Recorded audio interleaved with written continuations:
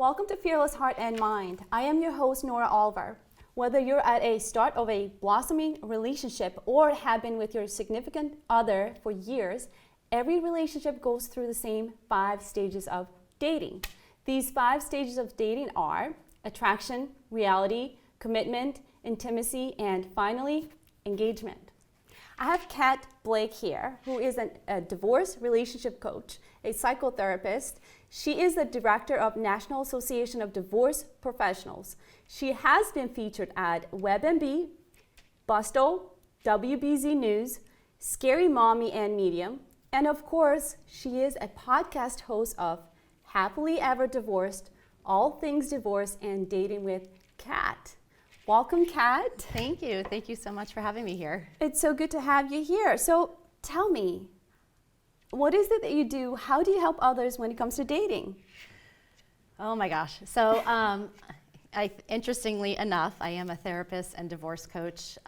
That's how I began entering into the dating world. And then a lot of my folks were coming back to me, particularly in COVID, because the only way to meet people during COVID was online. And so suddenly my folks who had graduated my divorce program now wanted help with how do I write a profile, how do I text people, how do I take a good selfie? And so I started sort of organically coaching these people, and then I started hosting singles events. So I own Swoon Matches, which is a matchmaking service. We cater to folks who are post-divorce and now dating in the North Shore area and Southern New Hampshire geographic area. That's amazing. Yeah, I think that's great. So how does one start with you? So they reach out and say, Kat, you know what, I've been divorced, I'm struggling finding others, and they're just not sure where to start. So how would you start with them? I mean, are there any particular questions that you ask that kind of makes them more compatible, or find somebody that's more compatible with them? So one of the first questions I ask, like I said, I work with people post-divorce, is why are you dating right now? Because I want to know. Some people are out dating and they're in their swing from the chandelier stage. I call it post-divorce because it's been 20, 15, a long time. And now they're out there and they're feeling sexy and attractive and they really want to explore that, which is great. If that's your intention, let's go after that. Some people are reactive dating or revenge dating, meaning they're really dating from emotional holes from their past relationship or because they want to get back at an ex. So I really want to hear that somebody's in a healthy state and ready to actually open their heart up to love. So a lot of the work that I'm doing is actually going back. We're talking about self-love. I want people to understand their attachment style. I want people to understand their values. I want people to understand who actually is a good match for them. People always say, of course, I want the guy with the hair and the strong jawline and he's taller than me. But what I really want people to dig into is, how do you feel when you're with this person? Exactly. How do the both of you relieve stress? What are your values? How do you both feel about parenting? Because those are more important markers for finding your true love than all the physical, superficial stuff. Yeah. Yes, absolutely. So I think that's great. So how would you know when somebody is actually ready to date? Because, we're all at different stages in life, and some of us may be just mastering what, the actual problem that we're dealing with, and just trying to get ourselves busy and entertained by dating.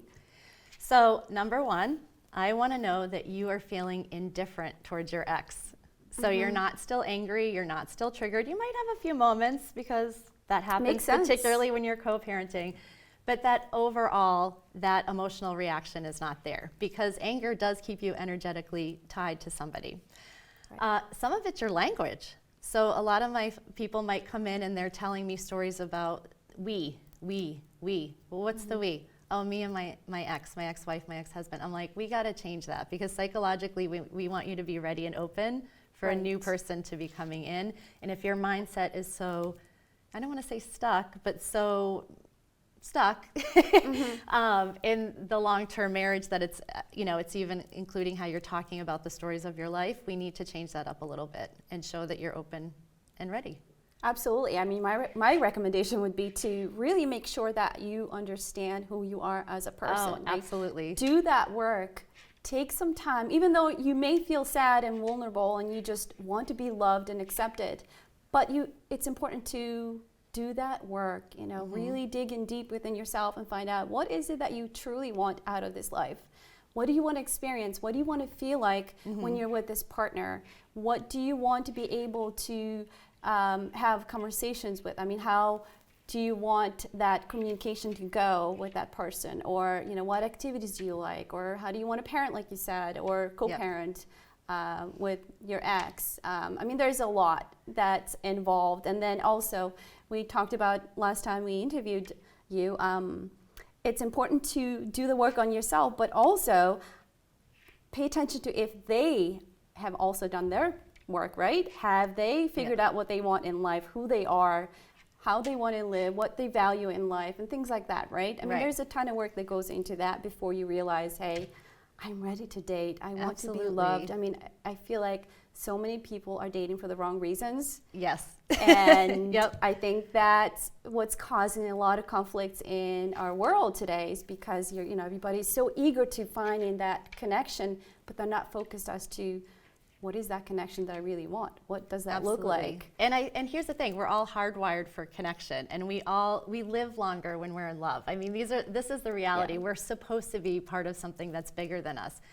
But I do believe that there is a level of inner work that people should ideally do before they start entering into long-term relationships. Second and third marriages have higher divorce rates than first marriages, and that's because people really haven't done their work. Mm-hmm. So, I actually teach my clients skills for how to, assess and screen out for toxic personalities. But one of the things that you really want to hear is, okay, here's my marriage, here's my marriage story, my narrative.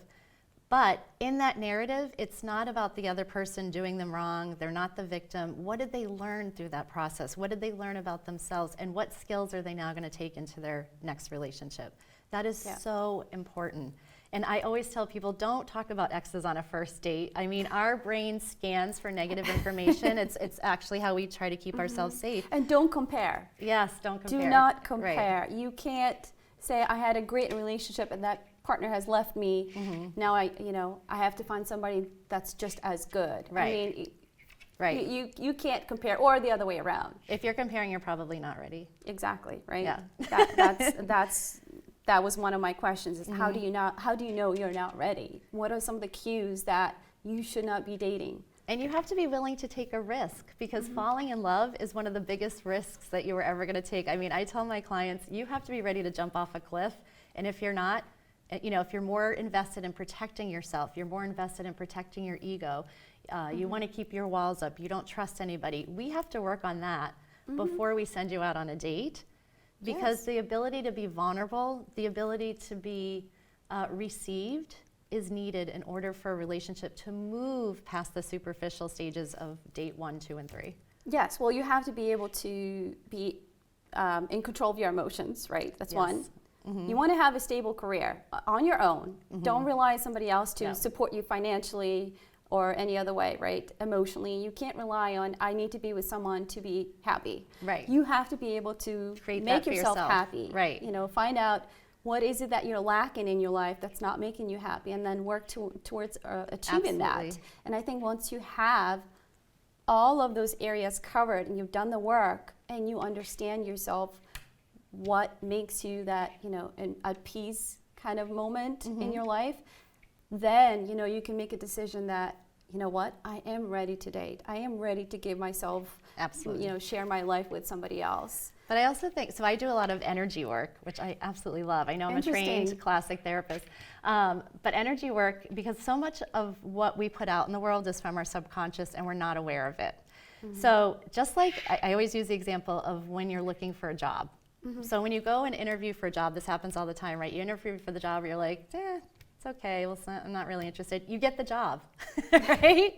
And I do think that there's a certain level of that with dating. If you are so tied to the outcome, you're so tied on finding your next soulmate, you're so tied on someone helping you pay the bills and raise your children, you are not going to bring into your energy field what is good for you, because you are actually putting out a different energy. Them. Yes, right. You're not as connected. You're focused on the result. If you're happy and content with yourself and you're looking for somebody to add to your life versus fix your life, that's a whole different energy that you're putting out, and it's much more sexy, attractive, desirable to the person that's sitting across the table from you on a first I would date. much rather be with someone who's very confident Yes. in everything they have in their lives than, you know, seeking that attention and, you know, take care of me, you know, be that person that does everything for me because I, you know, I can't do it myself. I mean, Right. I don't know, what does that show you?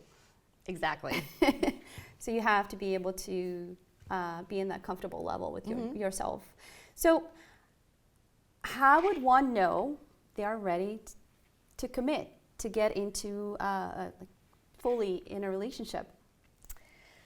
So I'm going to get into a little bit of neurobiology. When we meet somebody and we're attracted to them, and I will actually talk a little bit about that as well, our brain is actually flooded with feel-good chemicals. So we tend to just see the similarities in the other person. And we actually, you know, if you ask somebody who's going through a divorce, they'll be like, I saw the red flag on date 1 and 2, I just didn't pay attention to it. That's not your fault. It's actually because your brain is jacked up and excited. And probably there's a biological reason for that. When those hormones die down, which depending how much time you actually spend with the person, the more time you spend with them, the quicker they die down, is when you actually see the person and you see the differences. Like you were saying, the stages of dating. Now I see the work. Now I see where we might bump heads. Now I see where our values actually might not be in alignment. And then it's the decision of, am I willing to put in the work to make this relationship happen? Right. I would say one of the biggest challenges with dating now is, especially with online, there's this false sense of there's so many people out there and Mr. and Mrs. Perfect is out there. If I just keep swiping, if I just keep dating, I'm going to find them. And so people are less likely to dig in and start doing the work, but that work is really where connection is at. That's awesome. I mean, that makes sense. That makes sense. I mean, you have to be able to understand how you feel in that relationship before you commit fully Right. and say, you know what, we are now ready to become boyfriend and girlfriend, whatever label you want to call it. Right. But so my next question is, what are some tough conversations that you must have with your partner before you're ready to commit, get engaged? So I say actually on the first date, ask the person, what do you do after a stressful day to take care of yourself? Because you want to know that. And I think that unearths a lot of things, you know. Is this somebody who drinks 12 beers? Is this somebody who goes to the gym? Is this, because life is hard and you want to know what their coping strategies are. And I Yeah. don't think that's too much of an intrusive question. But I think there's questions around, you know, what is your retirement plan?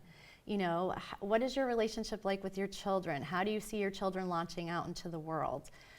What's important to you? I'm a big believer in your 5 values are going to be the things that motivate you, and they tend to not change. So for example, if you're somebody who craves adventure, you might not do as well with somebody who craves stability. There's nothing wrong with that. There's nothing Right. good or bad. It's just that those are not going to work necessarily well together. It's not going to be as exciting if Right. you're completely different pages Right. and you have different You- values. I mean, at the end of the day, you want somebody who has your back, right? You want somebody who, God forbid, life throws you illness or life throws you tragedy, and you know that they're going to be with you and they're going to work with you through these difficult times. Yes. So I don't know if that helps. It's like sort of a general Well, answer. No, but- I like your answer very Yeah. much. You know, and I would add to that, you know, you really want to make sure you understand how you're, you know, how do you take care of each other when somebody's down, right? Right. What is it that you require? Because everybody, you know, some people prefer to be alone. You know what, we just had an argument, I prefer to be alone and process what just happened, and Right. then we have discussion later. Some people actually prefer to deal with it right there, right now when it happens, and not take hours to process whatever's going on. So you have to kind of find out what is it that you prefer, how do you deal Right. with different situations, and then of course, the big part is the money. You have to Of discuss course. your finances. Of You know, what course. are your goals financially? What do you expect from one another? You know, do you check in with each other when you have a big expense, or do you check in with, you know, where do you want to live? What type of house? I mean, there's a lot that goes Oh, into that so discussion with much. financially itself. But then, of course, let's say you're both, you know, divorced and you both have children with other, you know, people that you're co-parenting. How is that going to go? Right. How do you expect each other, you know, to, you know, family vacations or parenting styles? You know, do you parent your, you know, their kids, or do they parent your kids? Or, you know, you have to have those discussions, because I've seen that a lot of times people are both divorced and they have kids with other people.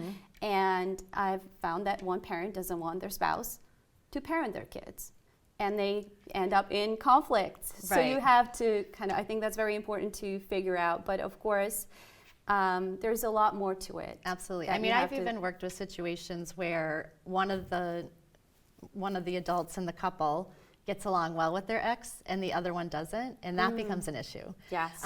When you're talking about blended family, I mean, you're really talking about It gets you're very melding two complicated, right? cultures, And I think right? jealousy kicks in too. Jealousy Well, why kicks do you have to be in. so close with your ex? And what if they get back together? You're And worried. I mean, you're worried if you're spending enough time with your stepchildren and your biological child. Is it even? I mean, there's so much in that. It's really challenging. It I don't needs know to if be you know, explored. It needs to be, but there's a discussed. whole new movement going on right now. I don't know if you know about this, of people getting married and they're maintaining their separate households with their children because they don't want to do the work of melding, and they feel like that would put the relationship at risk. So that's actually a movement that's been taking off quite I a lot actually know recently. people that Yeah. are going through it. Yeah. I still don't fully understand it, but I think that's mostly because I'm not in it. I don't Yeah. see it, but I also see some benefits too, like you said.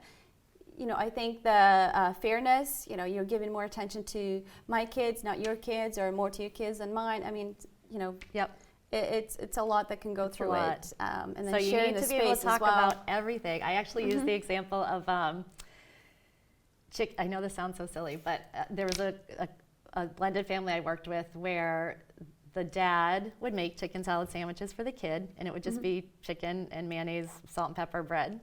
And so he made that for her kids. Now she's like a nature food lover. Her chicken salad was like bean sprouts and grainy bread, and it's they have to have a conversation with the kids about that, and they looked at me, they're like, what do you mean we have to talk about this? I'm like, oh, in a blended family you have to talk about everything because you're not on the same page, you're not supposed to be on the same page, but how do we find something in the middle to bring in both cultures so everybody feels included, including how to make a chicken sandwich? Absolutely. But I think there's also, it could be a difference when it comes to the age difference between yeah. the kids too. Yeah. I mean, you could be with a partner whose kids are in college and, the other partner has kids in middle school. Right. I mean, there could be that gap too. How do they bond? How do they get their relationship? And then, as a family, how do you get together? Right. What are the expectations? Right. And it can get complicated, I guess, Oh, yes. Yeah, Um, especially, and sometimes it's managing expectations as well. I mean, I have a teen daughter. I wouldn't say she's particularly happy with any adult at this time, so, but It do you can know get what I mean? Like, complicated, there's a especially lot that age there. group. I Yep. think that's the most difficult. I mean, Yeah. that's difficult if you're happily married. So Right, divorce exactly. and dealing with other people's kids and that alone. I mean, I just can't imagine. Yep. I feel sorry for whoever has to go through it. So going back to dating. Yes.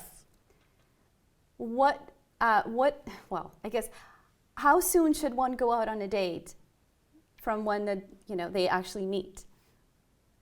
I mean, what do you recommend? mean Do you as- recommend meeting they online, chat? or- Yeah, so let's say they were Not online long. at a dating app. Not long. And they introduce themselves and, hey, they're chatting a little bit. I mean, how long is really fair? Because So I'm going to tell you, there are people online and all they want is that. They just want the texting or the emailing, and they have no intention of actually going on a date because it's an ego boost for them. They might still be married.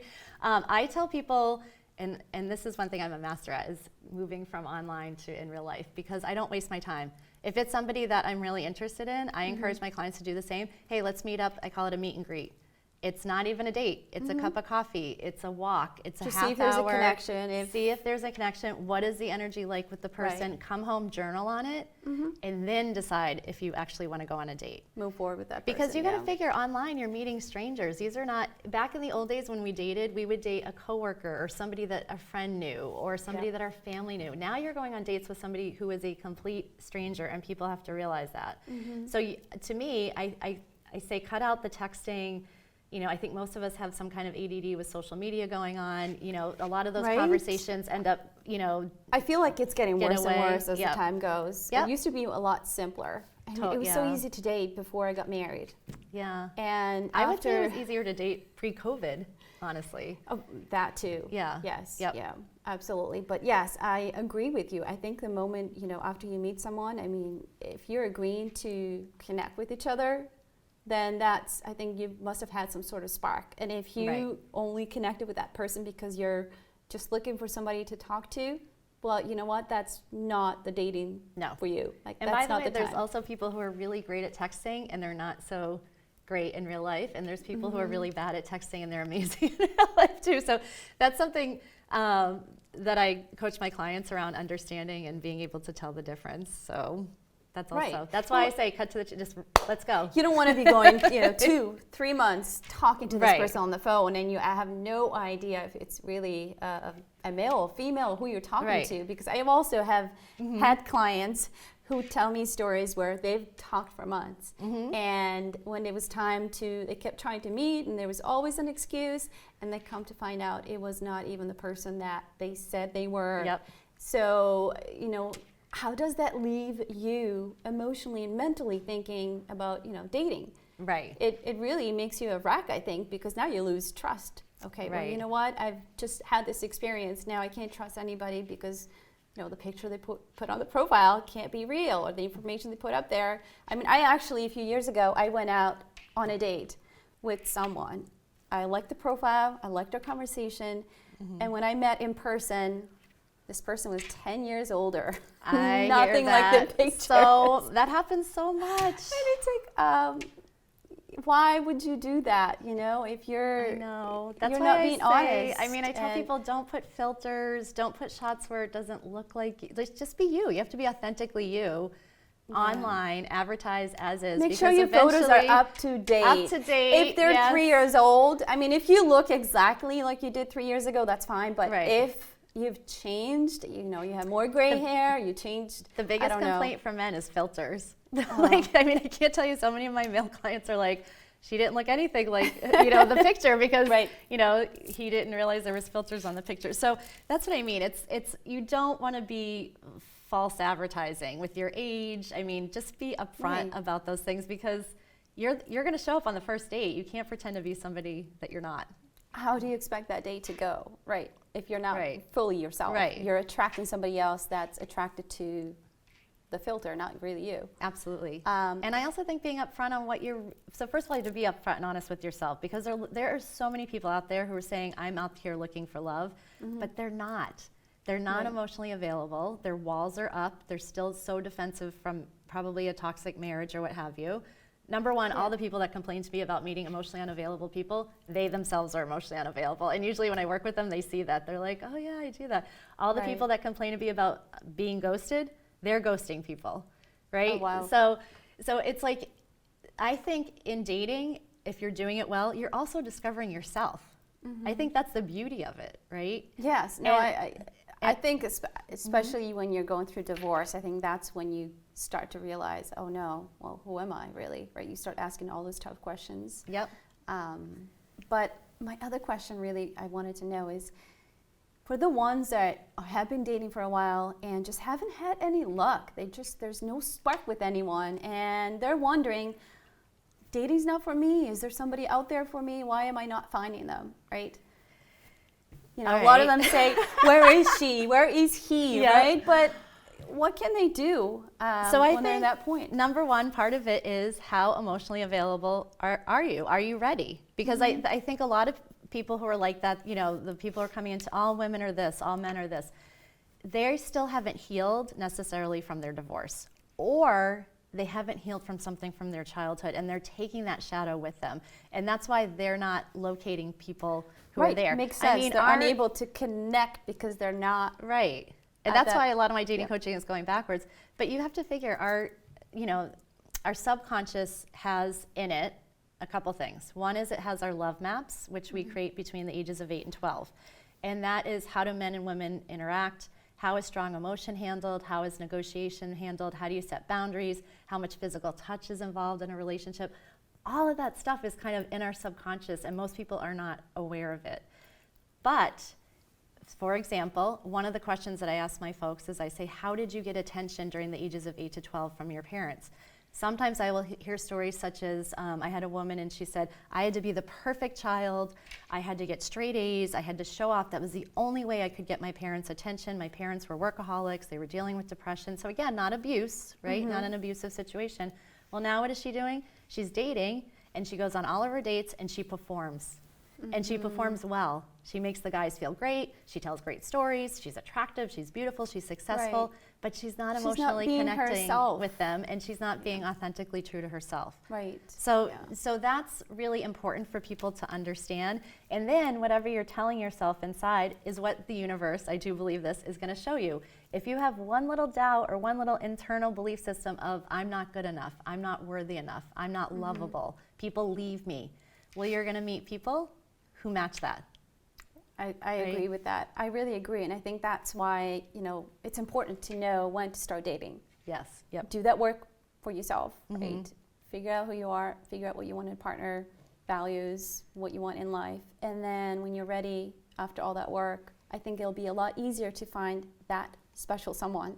And because you can you're not going to connect. waste your time with people who don't match who is your ideal person. Exactly. When Right. it comes to, do you match with this person, right? When you click on that, you'll know, you know what, this person has all these values. I'm attracted physically as well. I think the physical part is very important as well. Yeah. If you don't have a connection physically, then you know what, that's not going to change. I'm sorry, but it doesn't matter what that person does. I do say give it 2 or 3 dates because it's, sometimes people will say, oh, I found him or her more physically attractive as we got to know each other more. So sometimes that does happen.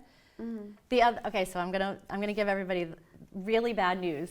All right, ready? Okay. If you have that emotional fireworks going off, oh my gosh, this person is so amazing, I tell people to really be careful with that. Because sometimes what that is that's your alarm system going off and saying, wake up, wake up, wake up. This person's actually very dangerous for you.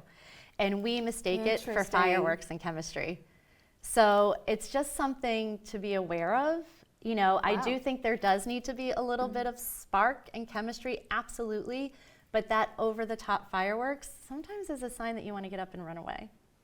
So I'm sorry, I hate to be the bearer of bad that's news. interesting. I never thought of it that way. I've never really thought of that. But I honestly just lost what I was going to say. But what about if you have absolutely no, let's say you like what's on paper, you like the photos, it's great. They look exactly what they look like in the photos, but you just have no spark. I mean, we have to keep in mind that we have to be honest with them as well. You may meet for, you're chatting, you're meeting with them, but then you have to kind of, let's say you have 1 or 2 dates and you have absolutely no interest with that person. There does have to be don't a level. ghost them.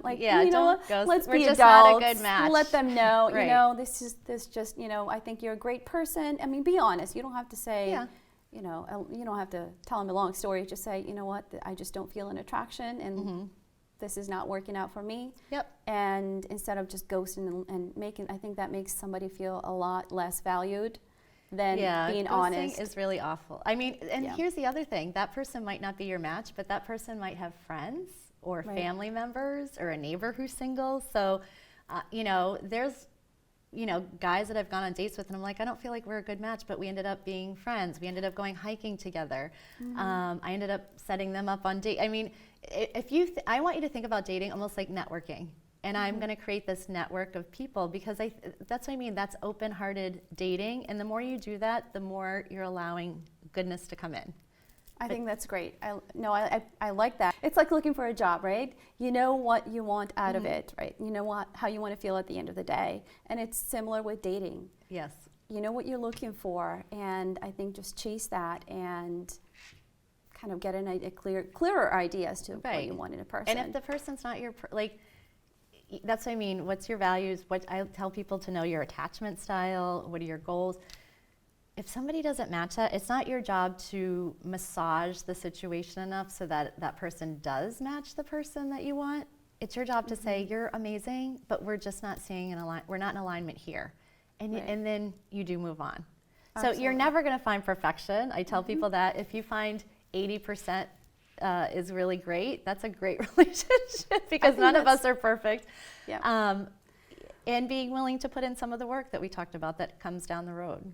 Absolutely. But what about, so I keep hearing this. A lot of people go, they're usually attracted to one type. And when they date somebody the opposite of what they're usually attracted to, they actually connect a lot better. Like they actually, things go well into their relationship, and it's a longer relationship. So do you think that, we're like mentally, just used to going through like a particular type, and we're not exploring other types to see if it's a better match for us? Okay, so we are always attracted to people. A lot of dating is in our subconscious, who on some level we know is going to trigger an unmet previous need of ours. And it's actually our brain's way, if you look through the research, of trying, it's not Freudian, it's not sexual, it's our brain's way of trying to heal itself. Because the hope is that this person's gonna do it differently. They're gonna make this a met emotional need versus an unmet emotional need. So when I'm coaching my folks, I talk to them about the fact is you wanna meet somebody who's different enough, but also so similar enough but different enough so that relationship heals you versus re-traumatizes you. So this is what I mean when people don't do the work. They might not know what their unmet emotional need is. They might not know how to verbalize it to somebody in an effective manner. And so they keep getting re-traumatized over and over and over again out in the dating world and being attracted to the same kind of person. But that person maybe could have healed you if you were able early on to say, here's what I need, here's why. It's sharing a little bit of vulnerability. Now this person does it differently, and you're healing versus traumatizing yourself. So our brain, unfortunately, doesn't like to work a lot. It likes to do things the same old way because that's less activation energy, it's less awareness, right? And it will just keep going back to the bad boy. It will keep going back to I was going to say, if yeah. you've dated a narcissist, It'll keep and narcissist after that's narcissist. over, you're Yep. going to go to another narcissist. I mean, because I did that. It's like you're following these patterns, right? Right. I have Right. too. Yep. Right. And that's what I mean. Maybe you have to try something different that Absolutely. you're not used to. Right. When a narcissist wasn't good for you, that type of person that Absolutely. you dated. Well, maybe it's time to kind of tweak that and say, you know what? I'm going to try the person that I would never date. Absolutely. I'm going to give them a chance, right? Right. And At least it might explore it. feel so foreign. And so, because a lot of my women are now dating and they meet a great guy and they feel so nervous. They're like, I don't know how to deal with this. He's so nice. He does this. He compliments me. He notices me. He listens to me. And so there is some anxiety that has to be worked through when you're entering into a healthy relationship that's healing because your brain just doesn't recognize it. It's so foreign and so new. Right. So how do you know when a relationship is going well? Oh. I know mean, to it me- could be different from person to person, but there are some, some values there that you can look into. I know it has a lot to do with how you feel with this person, right? I think you feel energized versus drained. Absolutely. That's why I love journaling, because journaling's like I'm going to slow down and see, like, how do I feel with this person? I tell people, notice, is your body moving closer to him or further away? Because sometimes our body picks up on things before our brain and will tell us messaging. I think it feels overall, there's a flow to it. It feels easy. When there is disruption or there is a break in connection, it's worked through so that trust is built. That's how you build trust, right? It's not that everything's perfect. It's that when we disagree or see things differently, we come back together, talk about it, and grow stronger as a result of it. Yes, right? How do you handle different situations together? How are you communicating? And, what's the result out of that that's coming out? Are you coming out stronger or weaker together? Right. And you've got to make that decision yourself. Like, all right, if you're getting stronger, then, you're building a bond. Yep. Even though you may be facing some difficult times, but you're coming out of it a different person. And Absolutely. you're actually connecting with each other a lot more going through those difficult times. Yep. So how long should one date, do you think, before they're, let's say, committed, engaged, or thinking about engagement? I don't know if there's, I mean, it's. Would you put a time to it? It's hard because I feel like I said, there's that chemical component, right? Which usually decreases 6 to 12 months. So, I encourage people to slow down and spend a year together before making a big commitment, because I think then you really know the person. Maybe you've built IKEA furniture together. Maybe you did a trip to a foreign country where you had to speak a different language. I mean, you get to really But understand I think somebody. it depends how often you're seeing each other, how much But I time gotta you're tell spending you, together, I've also right? had people, again, they've done the work, they spent time alone, so they're not dating out of fear of loneliness, and they've met someone, and they've, I've had clients say to me, I just knew right away, and they're still together. So I don't know if there's like a set, I don't want to put a timeline on it. But Well, you I think do it really depends on wanna the know person. I yeah. think you have to know yourselves because. So the reason I asked the question is because I keep seeing these couples that they have been together 5-6 years and they still don't know whether or not they want to move on and be together. And and I think at that point you're really like there shouldn't be a question. I think you have an answer. You're just not willing to accept that answer, right? Yeah, life is short. Why do you want to hang out for 5 years? Right? Well, and then there are other people as well that they just don't want to make that commitment. They just say it's a piece of paper. I have no interest on that. So I think that needs to be discussed though, because there are couples out there that have been together for 10 years and they've never had the discussion as to are we committed to only ourselves and to each other and nobody else. So I think, if you're a strong couple and you are in agreement with everything, do you really need that piece of paper to show you that you love each other and respect each other and you care for each other, you're only there for them? I think that needs to be decided maybe not. I think that's an early on discussion, and that's what I mean by your value system and what your goals are. If your goal is I want to be married, I would not waste your time with somebody who says, I'm not sure. I don't know yet, right? Okay, next. Because and that, you know what, I feel like that could be changed as well. You may not want to be married when you first meet and you let them know, but then I think being with that person makes you realize, wow, I definitely want to be married to this person. Right. That could switch as well. But don't go into dating this person that's a possibility. That could happen because you don't know. So you have to really understand, how important is it being married? Right. Absolutely. To the person. So I think that's great. So what else would you recommend when it comes to dating? First of all, you can meet somebody anywhere. So online dating is just one tool for meeting people. I encourage my folks to get on that, but also you can meet somebody at the grocery store, Home Depot, walking your dog in a park. So all that is required is a smile and open body language. I think so many of us, especially since COVID, have gotten used to this kind of closed body language, face down.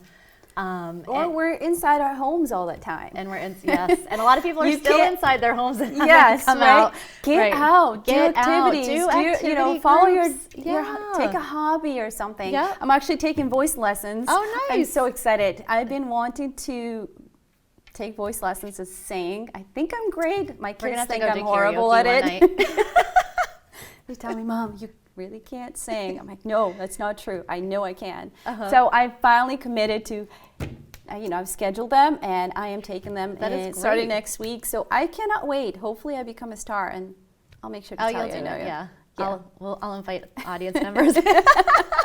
We'll do a little. But that's part of honestly successful dating is loving yourself. Like you are just not capable of loving somebody else until you love yourself first. So do you love your life? What are you doing? And what's the stuff that lights you up? Like do those things. You never know when you meet someone, right? It could, like you said, it could be grocery store. It could be at a singing lesson. It could be at a concert that I'll be singing. Or you never know. But you have to be open to trying things and get out of that, move out of the couch and don't stay in all the time. Yeah, so many of my clients and friends too, by the way, they'll say, well, I'm not coming to your singles events and I'm not being match made. I don't want to do that. I want to meet somebody organically. But their organic is that they sit at home and watch Netflix and clean their house and never go out. I'm like, you're never going to meet Right, exactly. I agree with that as well. So, well, Kat, I want to say thank you so much for taking the time to be in here and answering all of our questions. I think this was great. Hopefully our viewers really get to listen and take your advice. I think this was a ton of good advice. And I want to start seeing the world, in a better place and, more love out there, more respect and less dating, Absolutely. dating apps. I will say, I think there's a crisis of vulnerability post-COVID that's made dating a little harder. I think if you follow anything what Brene Brown says, particularly with our political climate, People are digging more into their positioning on lots of things and not opening their mind to others. And I think it's really sad. It's increased anger, it's increased violence. So I want, like you were saying, let's bring love to the world, let's bring connection, let's bring commitment to each other, commitment to yourselves, commitment to your heart. But love is all around. You just have to pay attention to it. Absolutely. So if one were to want to reach out to you, how can they reach out to you? So for matchmaking, it's www.swoonmatches.com. You can register and be part of the database, and then you will get the invites to all of our events. We actually have a great love auction coming up March 24th, and all the proceeds will go to a domestic violence shelter. I think that's incredible. Well, I appreciate you very much. So thank you for watching Thank you. Fearless Heart and Mind. I am Nora Oliver, your host. If you need direction or feel lost in life, feel free to schedule a free consultation at noraoliver.com. Thank you. See you next time.